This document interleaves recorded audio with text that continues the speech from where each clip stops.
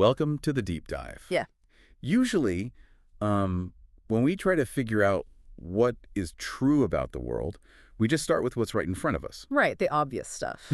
Yeah, exactly. Mm. We trust our eyes, our ears. Mhm. You sit down, you feel the weight of your body in the chair, and you just think, okay, well, this chair is real. Right. I'm sitting here. Right. This room exists. Yeah. It feels like the most rational, objective baseline possible, Right. right? Absolutely. It's how we function. But what if the absolute most rational, most objective thing you can know isn't actually that the chair you're sitting on is real? Oh, wow. Yeah.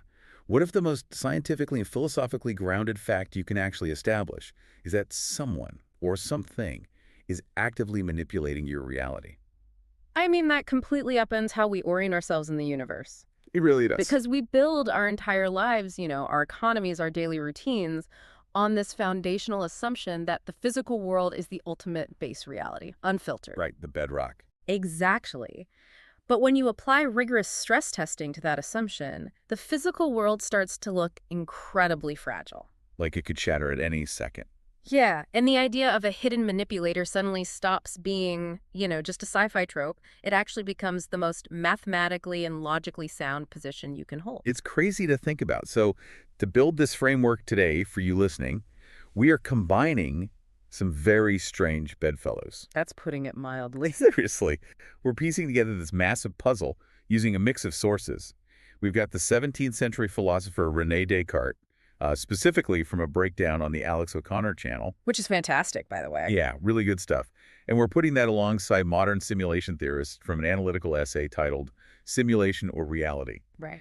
And then, to figure out how we actually act on this information, we're applying a risk assessment framework designed by a former Goldman Sachs analyst. The Wall Street angle. Exactly. Those texts are titled The Rational Seeker's Guide to Finding God and a Rational Framework for Seeking Divine Truth. So we are essentially taking epistemology, quantum-level simulation theory, and high-stakes Wall Street decision theory and just, smashing them all together. Which is the only way to tackle a question this massive. I completely agree. You can't just use one discipline. Right. If you want to build a rigorous, step-by-step, rational framework for seeking truth under, profound uncertainty, you have to cross-pollinate. Yeah, our mission today is exactly that. We have to explore the absolute limits of human knowledge. And figure out how to navigate infinite risk. Yes, and ultimately realize why finding the truth of the universe might be less like a sterile science experiment and a lot more like a high-stakes job interview. I love that analogy. So, okay, let's unpack this. Before we can figure out what is true about the universe, we have to figure out if we can even know anything at all. Right, the very nature of knowledge. Yeah, we have to start in what the sources call the whirlpool of doubt. Let's rewind to the 1600s. Let's do it. René Descartes is sitting alone in this stove-heated room in Bavaria. Probably freezing outside. Oh, definitely. The world is in chaos. The 30 Years' War is raging. And intellectually, the old medieval scholastic order is just crumbling. Yeah, the Aristotelian worldview had held sway for centuries. Right. And now it's being challenged by all these new mathematical sciences. Descartes realizes that almost everything he was taught in school was built on fragile, unproven assumptions. And the historical context is really crucial here. I mean, Descartes wasn't just the skeptic who liked arguing for the fun of it. No, he was a genius. Exactly. He was a brilliant mathematician. He invented the Cartesian coordinate system, the graph paper stuff we all use in geometry. Oh, right, the X and Y axis. Yeah, that's him. So he's looking at the scientific revolution around him, and he realizes that if humanity is going to build this new, towering edifice of scientific knowledge, they just cannot build it on sand. It would collapse. Exactly. He needed absolute, indestructible bedrock. So he embarks on this project of methodological doubt. Methodological doubt, meaning he has a method to his madness. Right. He decides to take literally any belief that could potentially be doubted, even just a tiny fraction of a percent, and treat it as if it were completely false. Wow, just throwing it all out. Yeah, he wants to burn the entire forest of human knowledge down to the ground, just to see if a single fireproof tree survives. So he isolates himself and just literally starts mentally tearing down his own reality. Piece by piece. And the sources break down into three distinct waves of doubt. The first wave targets the senses. Right, our eyes and ears. because we rely on them for almost all our knowledge. I look out the window, I see a tree, I know there's a tree. But Descartes points out that our senses lie to us all the time. They really do. Like the classic optical illusion. You put a perfectly straight stick into a glass of water, and the refraction makes it look bent or broken. Yep. But when you pull it out, it's straight again. So if your eyes can be fooled by a simple glass of water or, a mirage on the highway, how can you crown them as the ultimate arbiters of reality? Which, honestly, is fine for basic survival. What do you mean? Well, if a tiger is running at you, you trust your eyes and you run away. Biology optimized us for survival, not for apprehending fundamental metaphysical truth. Oh, that makes sense. Well, We just need to not get eaten. exactly. As an instrument for establishing indisputable objective reality, the human sensory apparatus is pretty terrible. It's super flawed. Yeah, it's easily hijacked by illness, bad lighting, distance, perspective. But Descartes realizes that just saying sometimes my eyes trick me isn't enough to burn down all knowledge. Right, he needed to go deeper. So he pushes into the second wave of doubt, which is the dream argument. And this one is really unsettling. It is. He notes that vivid dreams, especially what we now understand as lucid dreams or REM sleep cycles, they feel completely indistinguishable from waking life while you're inside them. Completely immersive. Exactly. When you're dreaming, your brain renders this fully immersive 3D environment in real time. The ground feels solid under your feet. The sky looks blue. You feel genuine terror if you're being chased. Yeah, or you feel the heat of a fire. Your brain just entirely shuts off your physical motor functions and traps your consciousness in this internal theater. It's a closed loop. And you have absolutely no way of knowing it's an illusion until you wake up. The neurological implications of that are just staggering. Your own brain is generating a world so convincing that your consciousness accepts it as base reality. It's like a built-in VR headset. Exactly. Descartes looks at this and realizes there is no definitive, foolproof test he can run right now to prove that he isn't asleep in his bed. Wait, what about pinching yourself? That's the thing. If you pinch yourself, you might just be dreaming that you pinched yourself. Oh, man. You're just dreaming the sensation of pain. Any test you design could just be a feature programmed into the dream. So if you can have a dream that perfectly mimics reality, you literally cannot prove that you are not in your bed, fast asleep, dreaming this exact deep dive right now. Like, you listening to this audio, the device you are holding, the room you are sitting in, it could all be a mental projection that will just vanish the second your alarm clock rings. It's a wild thought. But here's the catch. Even inside a dream, there seem to be some rules that hold up. Like math. Yeah. Whether you are awake or asleep, a square still has 4 sides. Right. 2 plus 3 still equals 5. The fundamental laws of mathematics and logic appear to transcend the dream state. Because even in a dream, 2 dream apples and 3 dream apples make 5 dream apples. Precisely. Which forces Descartes to conjure his third and most devastating wave of doubt, The big one. the malicious demon scenario. Okay, so he says, what if there is an entity, an immensely powerful, absolutely evil demon who is dedicating all of its infinite energy to feeding me a perfect, seamless illusion? Right. What if this demon is manipulating my mind so thoroughly that every time I try to add 2 and 3, it reaches into my cognitive process and just forces me to believe the answer is 5, when really the concept of math itself is just a complete fabrication? I mean, think of it like a sadistic tech CEO. Oh, I like that analogy. Yeah, a CEO who has permanently wired a highly advanced VR headset directly into your cerebral cortex. Just bypassing your eyes completely. Exactly. This entity controls every single electrical impulse entering your brain. It feeds you the illusion of a sky, the illusion of a physical body. And even the illusion of logical thought. Yes. Under this scenario, literally everything, the earth, the sky, your own hands, the laws of physics, the concept of time, it's all just a trick. It's a complete void of knowledge. It's terrifying. Descartes describes this state as feeling like he's tumbling in a dark whirlpool. He can't find the bottom to push off from, and he can't swim to the surface. He has literally stripped away everything. But then, right at the bottom of the whirlpool, he finally hits the bedrock. The aha moment. Yes. The one single thing that even an all-powerful, reality-bending, sadistic demon cannot fake. And what is that? He realizes, cogito ergo sum, I think, therefore I am. Or, as the philosophers in our sources prefer to translate it, I am thinking, therefore I exist. The mechanics of this realization are just brilliant in their simplicity. How so? Well, deception requires a target. Oh, right. You can't trick someone who isn't there. Exactly. If the demon is tricking you into seeing a fake chair, you have to exist to see the fake chair. Okay, yeah. If the demon is completely manipulating your logic, you have to exist to be manipulated. Even if the demon is making you doubt that the world is real, the very act of doubting is a form of thinking. And you cannot have a thought floating around in a void without a mind to experience that thought. Precisely. Descartes realizes, look, I could be wrong about literally everything else in the universe. I might have no physical body. Math might be a lie. Math could be a complete lie, but as long as I am sitting here doubting my existence, the doubt itself proves that a doubter exists. The doubt proves the doubter. That is such an elegant trap for the demon. It really is. But, let's pause here, because I think a lot of people, and honestly myself included, the first time I read Descartes, we kind of hit a wall of practical resistance here. I know exactly what you mean. Right. Because it feels like a fun philosophical parlor game. But isn't it completely illogical, almost absurdly extreme, to walk around actually doubting that the real physical world exists? Oh, it's the pushback, yeah. I mean, I can knock on this table right now. It's solid. My knuckles will hurt if I hit it too hard. Calling the physical world an illusion feels like an extreme leap of logic that just completely ignores common sense. That is the standard everyday reaction. Everyone thinks that. But the sources we are looking at today argue the exact opposite. Really? Yeah, and this requires a massive paradigm shift. It is fundamentally not logical to call real-world skepticism extreme. Why not? Because the true nature of base reality is completely unknowable through raw sensory data alone. Wait, unpack that for me.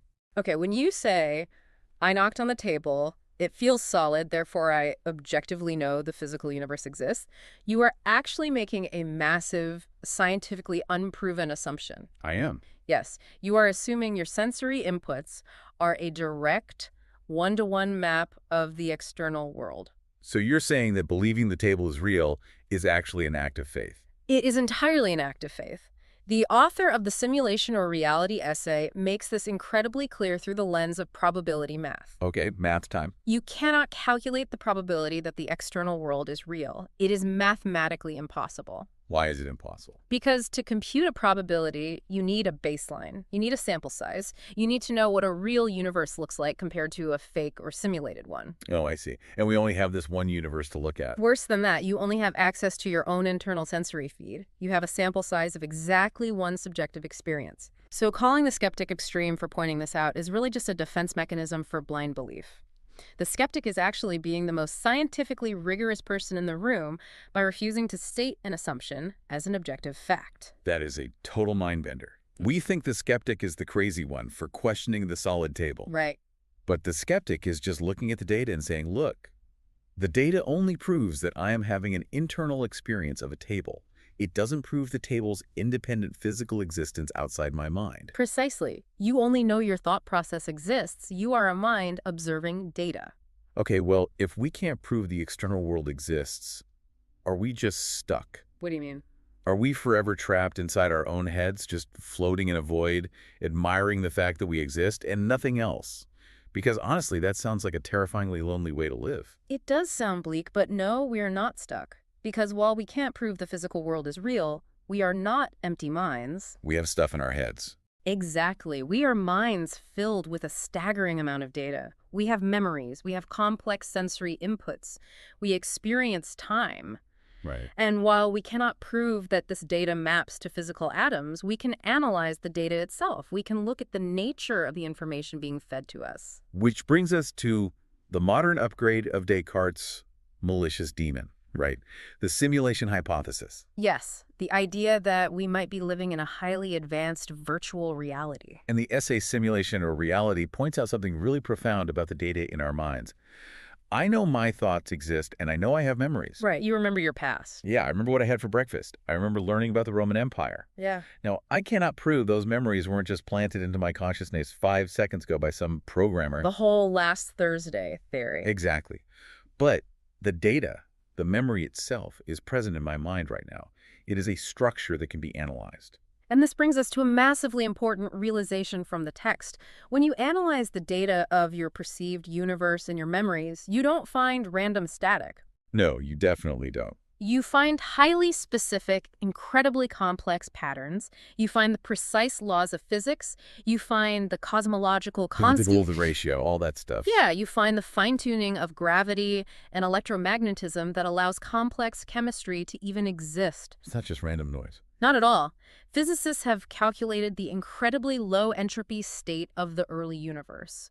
It shows that the odds of a universe forming by chance that is capable of supporting life are essentially zero. It's tuned to a degree of precision that just shatters human comprehension. The Exactly. data is like a highly structured, mathematically elegant narrative. It's a symphony. Right. Now, remember the mathematical rule we established earlier? You cannot ever calculate the probability of the physical world being real. Because we only have a sample size of one subjective experience. Exactly. It is a mathematical impossibility. However, because the data of your experience has structure, complexity, and fine-tuning, you can build a framework to estimate the probability that the data has been manipulated or designed. Wait, hold on. Let me explain. If you look at a highly structured system, like the precise expansion rate of the universe or the informational density of DNA, you can rationally apply probability math to that. Because structure implies a source. Yes. You can say there is a significant calculable probability that this structure is the result of a manipulator, a programmer, or a designer. Okay, I want to make sure I am fully absorbing this because it feels like the ground is shifting under my feet right now. Take your time. You are saying that I cannot ever prove that the physical atoms of this microphone in front of me exist. That probability is literally unknowable. Correct. But because the concept of the microphone and the acoustics of the room and the laws of physics governing the sound waves are so deeply structured, I can assign a probability to the idea that some intelligence designed the experience of this room. That is the core argument of the source. Yeah. Logically, mathematically, believing in a creator or a manipulator of your reality is actually more concrete, more objective, and more fact-based than believing in the physical world itself. You have a mathematical and logical framework to compute the probability of manipulation based on structural complexity. You have absolutely zero framework to compute the probability of physical base reality. So the manipulator is the objective fact. Yes. Therefore, the knowledge of a manipulator is the most objective knowledge we can possibly have about whatever exists outside our own minds. That completely inverts the atheist versus theist debate. It flips it on its head. Because usually, the atheist claims the physical universe is the objective fact, and God is the unprovable leap of faith. But this framework flips it. The physical universe is the unprovable leap of faith. And the existence of a manipulator is the objective, data-driven conclusion. It's a devastatingly effective epistemological flip. Here's where it gets really interesting, though. Descartes reached a very similar conclusion from a completely different angle. He did. Once he realized he existed as a thinking thing, he wanted to find out who was running the show. He wanted to escape the whirlpool. Right. And because he was a rationalist, which means he believed fundamental truths are discovered through internal logic, not external observation, he didn't just look outward through a telescope. He looked inward. Exactly. He looked into the contents of his own mind to try and prove the existence of a perfect God. So in his third meditation, he basically takes an inventory of his thoughts. He already knows he is imperfect. How does he know that? Well, the proof of his imperfection is the very fact that he is full of doubt. He doesn't know everything. He isn't all-powerful. He is anxious. He is limited. But to recognize that you are limited or imperfect, you must have an internal measuring stick. Right. You can't know you are imperfect unless you possess a concept of perfection. It's like the classic argument. You can't call a line crooked unless you already have an idea of a straight line. So Descartes realizes, okay, I have this concept in my mind of an infinite, supremely perfect being. A being with absolutely no limits to its power, its knowledge, its goodness, or its existence. And then the burning question becomes, where did that concept come from? It couldn't have come from me, because I am finite.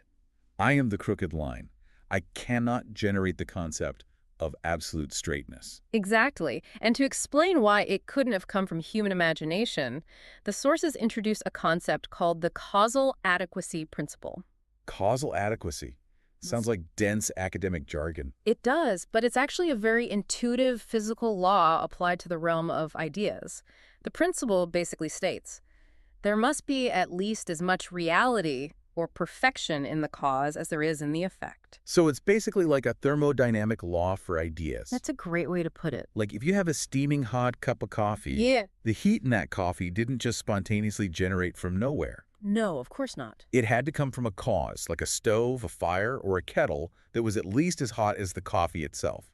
A cold block of ice cannot cause a cup of coffee to become boiling hot. The cause must possess the adequate stuff to produce the effect. So Descartes applies this exact thermodynamic logic to ideas. Yes, and the sources use a brilliant analogy to illustrate this. The microchip one. Yeah. Imagine a 5-year-old child who has never seen the inside of a computer, has never studied physics, and barely knows how to read. Just a normal little kid. Right. They sit down with a crayon and draw an incredibly intricate, perfectly accurate, highly functional diagram of a modern microchip circuit board, complete with quantum tunneling pathways. Okay, that would be terrifying. You would look at that drawing and immediately know. The child did not invent this from their own imagination. The child's mind does not contain the complexity required to produce that effect. The cause isn't adequate. Exactly. The complexity must have come from a higher source. They copied it from an advanced engineering textbook, or a senior engineer meticulously explained it to them.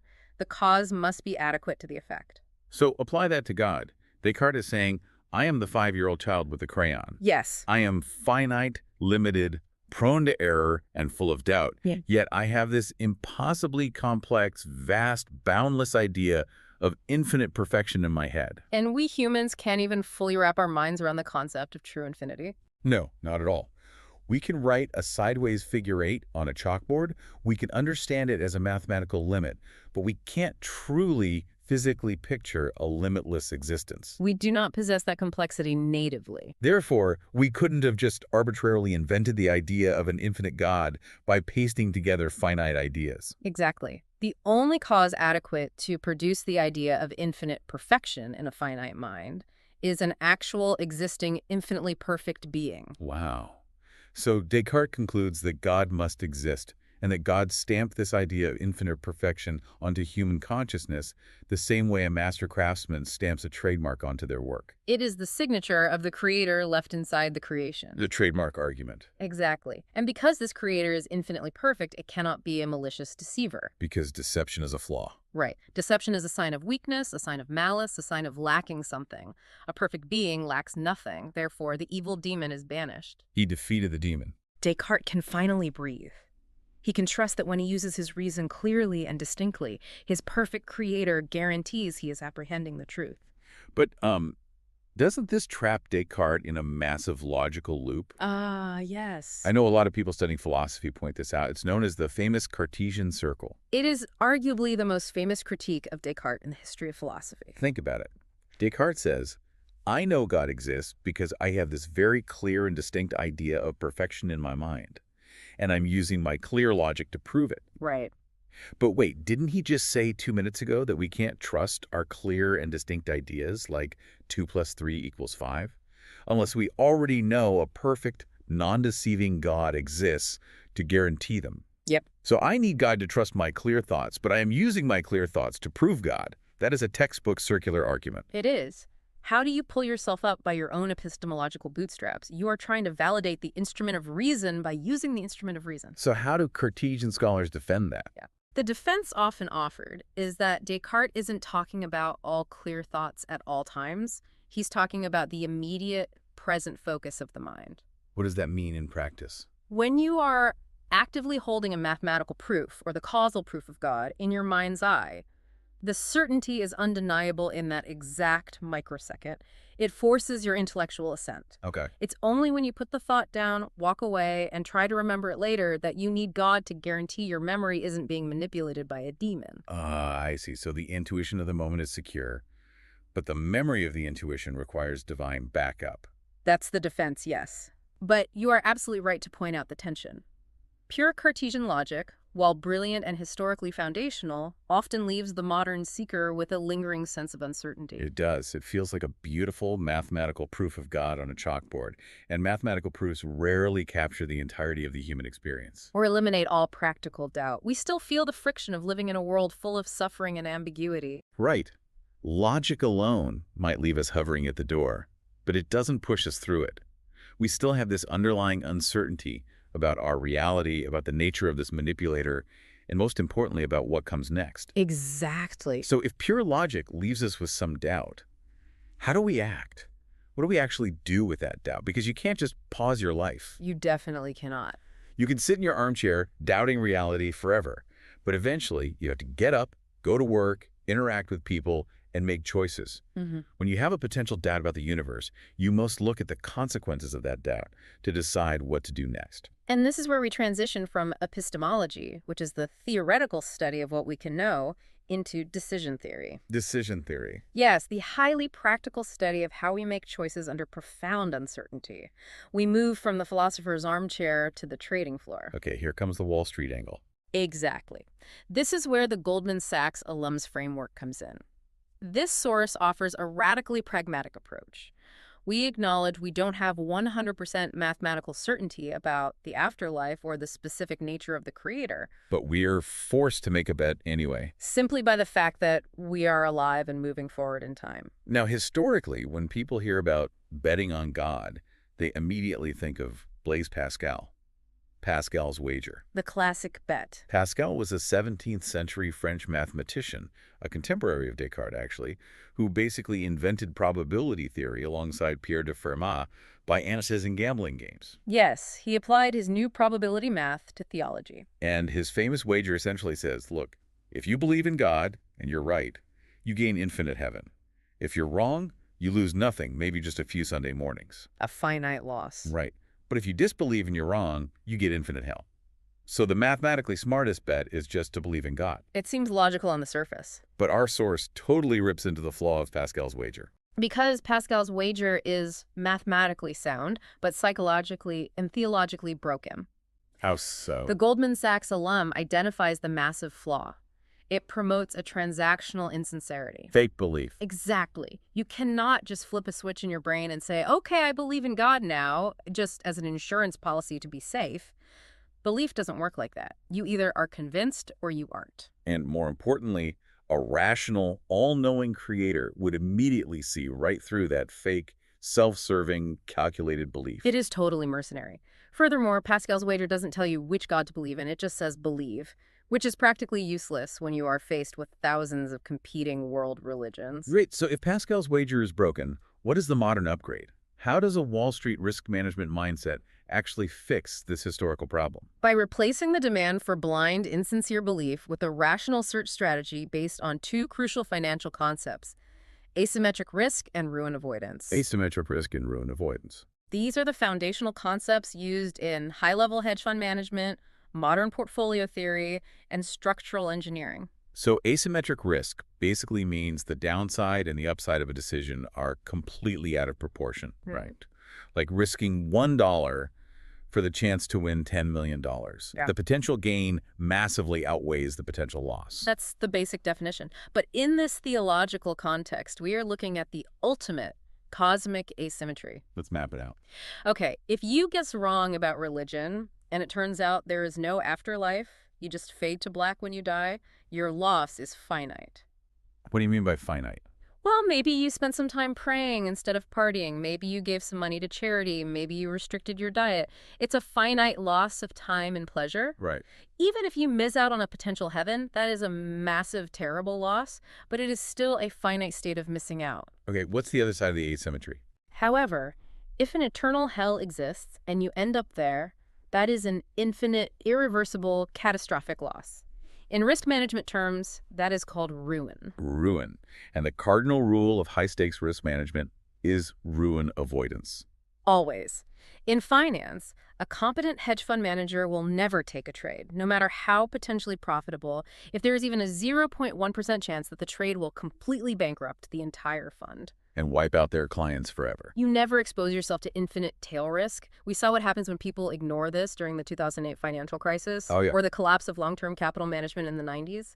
They modeled for normal probability, ignored the tiny chance of absolute disaster, and got wiped out. So avoiding irreversible disaster takes priority over maximizing day-to-day gain. Exactly. Engineers operate the exact same way. You don't build a suspension bridge to optimize for maximum traffic speed if that design increases the chance of the bridge collapsing by a fraction of a percent. Ruin avoidance is the dominant strategy of any rational agent.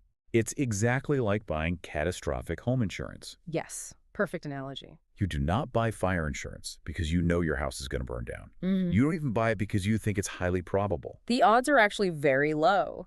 You buy it because the consequences of your house burning down while uninsured are so financially catastrophic that you literally cannot afford the downside. You are hedging against the tail risk. So if we apply this to the search for ultimate truth, if there is even a tiny fractional, non-zero possibility of infinite ruin and eternal hell, the only truly irrational, illogical choice is to ignore the question. Exactly. You don't have to force yourself into blind faith belief like Pascal suggested, but you are rationally obligated to rigorously investigate. That is the crucial pivot in the framework.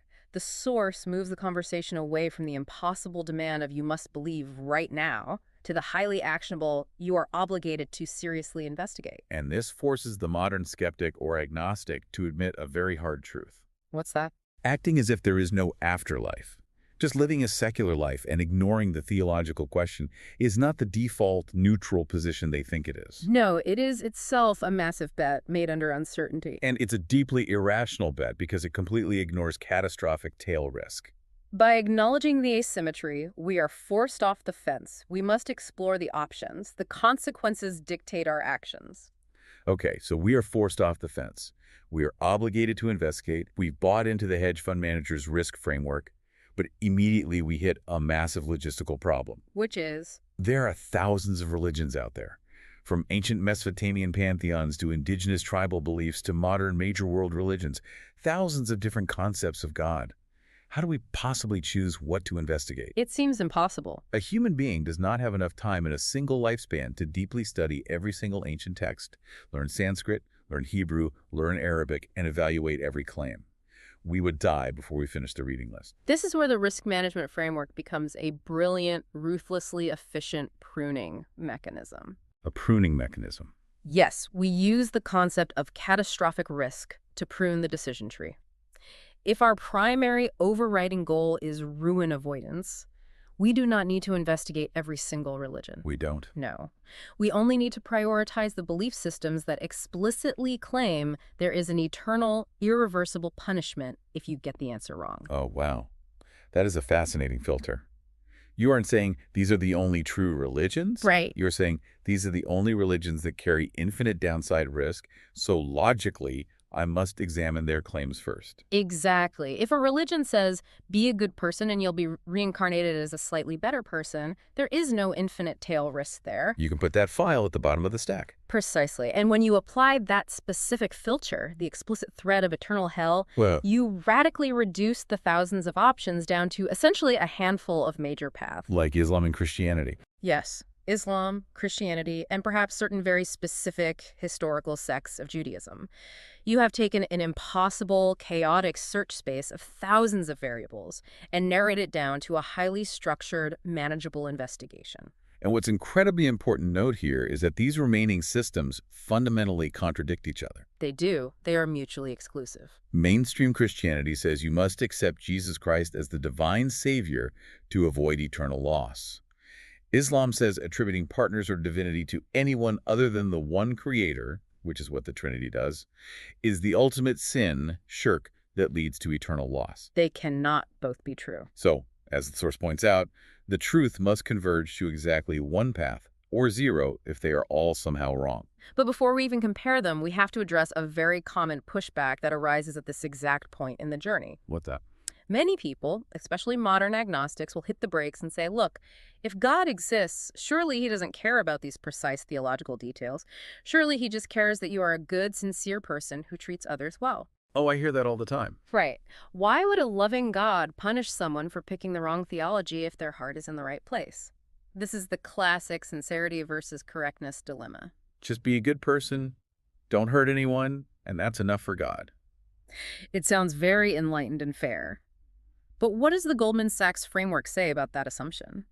It says that assuming God only cares about general sincerity is putting the cart before the horse. It is a structural error in logic. How so? You cannot assume what God's criteria for salvation are until you figure out who God actually is. Oh, right. When you say, God just wants me to be a good person, you are projecting your own human, modern, egalitarian values onto the sovereign creator of the universe. You're inventing the rules. Exactly. The framework requires us to first identify the true religion based on evidence, and only then will that true religion reveal whether God requires strict theological correctness or just general moral sincerity. You cannot preemptively decide the rules of the game before you've even met the game maker. That is exactly it. That makes perfect sense. It's like you can't walk into a new job on the first day and tell the boss, hey, I've decided I'm only going to be graded on my positive attitude, not my actual work output. You don't set the metrics. You have to find out what the boss demands. So we have narrowed our investigation down primarily to Christianity and Islam based on infinite tail risk. How do we rationally evaluate them, keeping in mind the stakes of eternal loss? We apply what the source calls the clarity criterion. The clarity criterion. If we assume a just creator and both of these faiths predicate their existence on a perfectly just, moral God, then there is a logical necessity regarding the rules of salvation. Okay, logically, what must be true? If a just creator attaches infinite, eternal consequences to a specific belief, that core belief must be exceptionally clear. Unambiguous. Yes. It cannot be an ambiguous, highly convoluted mystery that forces humans to essentially guess or gamble on their salvation. That makes sense. A just teacher does not make the final exam a riddle that the students can't decipher, especially if failing the exam means eternal expulsion. That is a devastatingly logical point. This requirement for salvation must be unambiguously clear to a sincere average seeker. Exactly. So let's apply this clarity criterion to the core concepts of God in Christianity and Islam, just as the source does. Let's look at the Christian Trinity. Okay. The doctrine of the Trinity states that God is one being, but three distinct persons. Yeah. The Father, the Son, and the Holy Spirit. And historically, philosophically, and theologically, the Trinity has been the subject of massive ongoing debate. Yeah, if you look at early church history, it took centuries to hammer this out. Mhm. The Council of Nicaea in 325 AD was convened specifically because Christians were tearing each other apart over the exact nature of Jesus. Was he created? Was he co-eternal? Exactly. Yeah. They had to rely heavily on complex Greek metaphysical concepts, words like ousia, meaning substance, and hypostasis, meaning person, to try and articulate how three persons are completely one being without slipping into polytheism, which is three gods, Right. or modalism, which is God just wears three different masks. Right, and the source highlights this exact friction. It is frequently described by its own most educated adherents and theologians as a divine mystery that human logic cannot fully penetrate. It's something you have to accept beyond reason. But if eternal salvation depends on affirming this highly complex, heavily debated concept, if even the most sincere, dedicated followers and scholars can't entirely agree on the precise mechanics of what they're supposed to be believing, then it starts to feel less like clear divine guidance and more like a theological gamble. You are betting your eternal soul on your ability to untangle a Greek philosophical paradox. And under our risk assessment framework, a perfectly just God wouldn't force humanity to gamble with infinite stakes over a confusing riddle. Now, contrast that friction with the core theology of Islam, which is Tawhid. Right, Tawhid. Tawhid is the absolute, simple, singular oneness of God. The Quran defines it in Surah Al-Ikhlas. Say, He is God the One, God the Absolute. He begets not, nor was He begotten, and there is none comparable to Him. It is incredibly straightforward. Yeah, God is one, unique, not divided into parts, not incarnate in human form, without partners, without a son. There is absolutely no mystery to the numerical oneness. It is universally understood by every adherent, from a brilliant scholar in Cairo to a nomadic farmer, in exactly the same way. It is functionally simple, completely consistent, and logically impenetrable. It passes the clarity criterion with flying colors. If you are assessing risk, a path with unambiguous clarity regarding the core requirement for salvation strongly outperforms a path reliant on a conceptual mystery. It isn't about insulting one faith. It just makes rational sense when you are trying to avoid infinite ruin. It really does. Logic, historical analysis, risk management, and the demand for clarity have brought you all the way to the door. You have navigated the epistemological abyss with Descartes. Recognize the objective probability of a manipulator through simulation data. Used asymmetric risk to prune thousands of religions down to a manageable few. And use the clarity criterion to identify the most logically sound candidate. But, And this is a massive but that the entire text pivots on. Logic and risk management only bring you to the door. They do not force you through it. They do not grant you certainty. They do not grant you faith. You can analyze the data perfectly. You can understand the math of the universe. But how do you actually cross the threshold? How do you connect with this manipulator? Yes, how? This is where we reach the absolute core insight of the Goldman Sachs alums framework. Okay, let's hear it. We've been treating the search for God up to this point like a math equation. We treat it like a sterile, single-player data collection experiment. Right. We think if we just gather enough facts, read enough philosophy, and look at enough fine-tuning data, the ultimate truth will automatically output on a spreadsheet and we will feel enlightened. But the source makes a radical argument.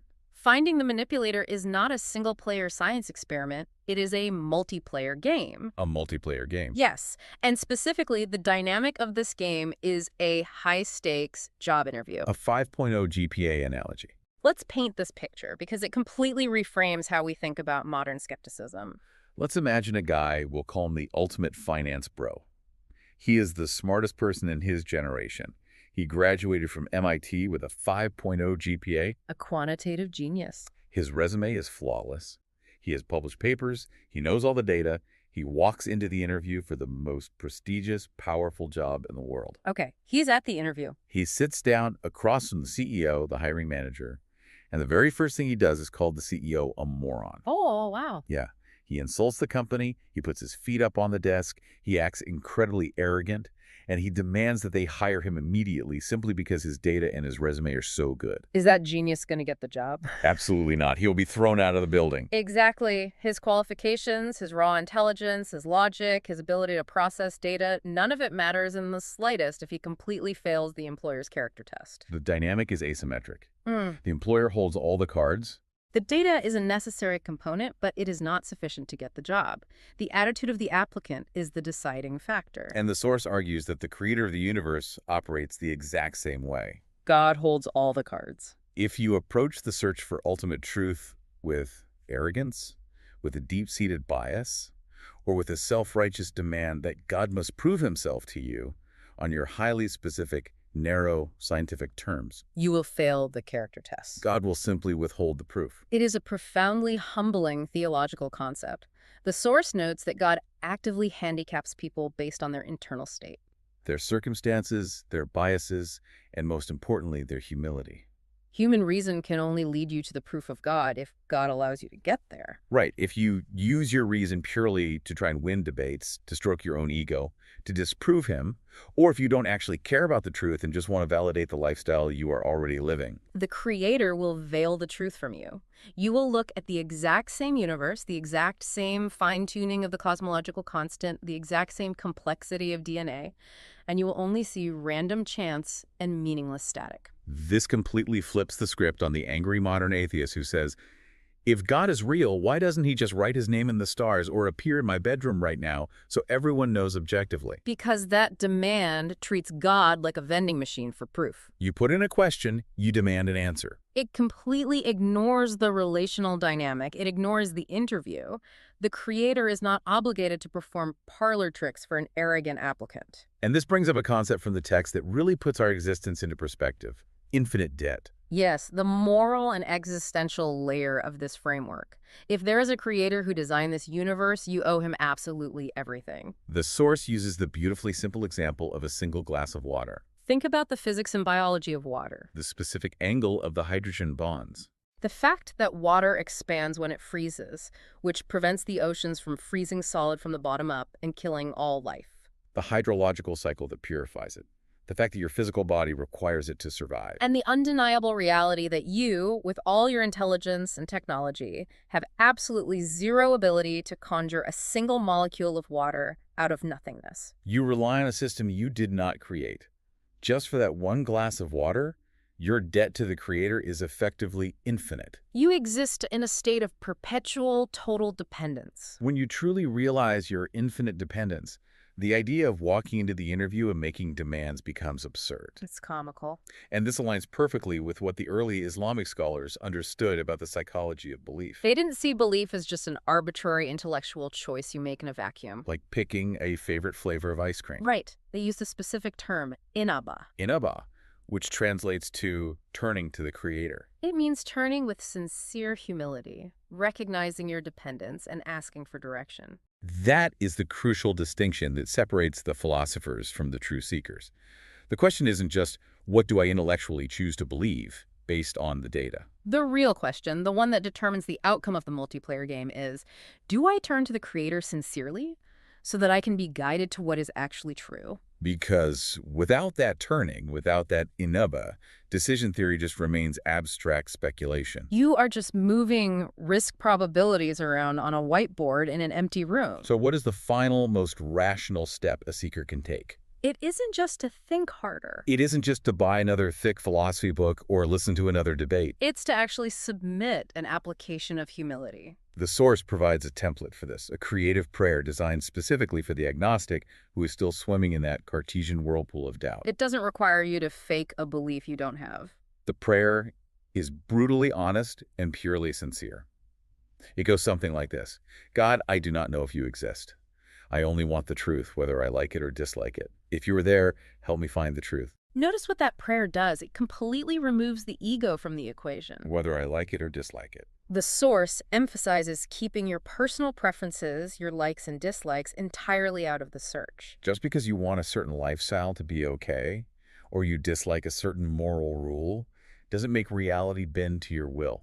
What you like doesn't make it true. You have to be willing to accept the Creator on His terms, not yours. You are submitting to the reality of the universe. And the promise of this framework is that if you persist, if you maintain your rigorous rational standards, but combine them with an aggressive, unbiased search and deep humility, the Creator will provide the proof. The interview will be successful. And the result won't just be a cold probability calculation on a spreadsheet. It will be yaqeen. Yaqeen.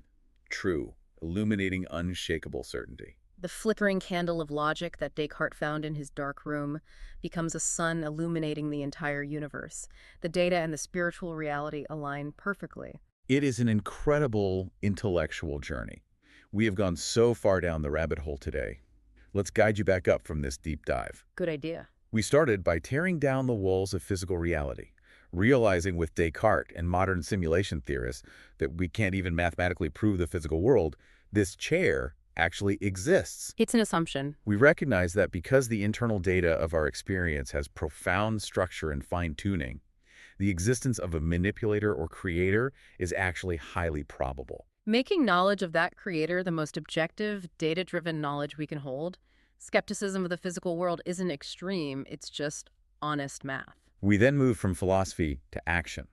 We used extreme risk management, adopting the hedge fund strategy of ruin avoidance to navigate the uncertainty. We filtered out the noise by focusing only on religious paths that carry the infinite tail risk of eternal loss. We then demanded absolute clarity regarding the rules of salvation, which pointed heavily toward the functional singular oneness of Tawhid over the complex, historically debated mystery of the Trinity. And finally, we discovered the ultimate paradigm shift, that raw logic and risk analysis must eventually yield to humility. The search for truth is not a single-player science experiment. It is a multiplayer game. It is a high-stakes interview with the Creator, where your character, your lack of ego, and your sincerity are the ultimate prerequisites for receiving divine guidance. The Goldman Sachs framework leaves you with a deeply uncomfortable proposition. It argues that you are sitting in the waiting room for that interview right now. The game is currently being played. The stakes are literally infinite, and you cannot afford to pretend the catastrophic risk doesn't exist just because the physical world feels solid today. So true. So we want to leave you with a lingering, objective question to mull over as you go about your day. If finding the ultimate truth of reality is a high-stakes job interview with the Creator of the universe, look at your own resume of truth-seeking. Are you demanding proof on your own highly specific terms, waiting for the employer to cater to you? Or have you actually submitted an application of humility? It's a fascinating lens through which to view our own skepticism. It certainly changes how you look at the stars and how you look at yourself. Thanks for taking the plunge with us. We'll see you next time.